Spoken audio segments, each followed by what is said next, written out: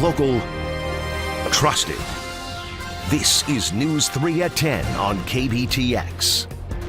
The battle to end the opioid crisis is moving from the streets now to the courtroom. KBTX has learned that at least one local county has joined others across the state in suing several pharmaceutical companies who they hold responsible for the epidemic. News 3's Whitney Miller explains. It is new at 10.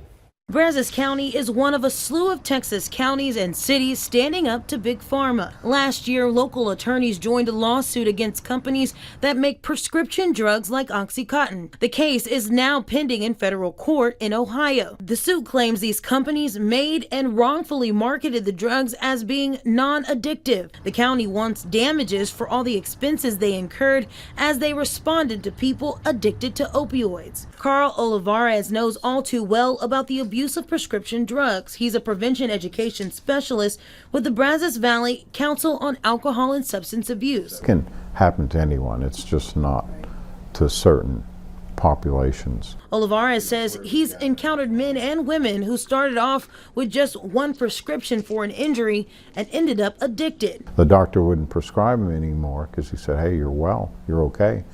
And then it caused them to go out in the street and look for it. He says drugs like hydrocodone and Oxycontin are extremely addictive. It's not that they're a bad person or they don't have the willpower. It has nothing to do with that. The drug takes over the brain. And while opioid abuse isn't the leading drug issue locally, the number of people becoming addicted grows each year. Olivares hopes a win against the drug makers would make them reevaluate their business practices and in turn help save lives. In Bryan, Whitney Miller, News 3.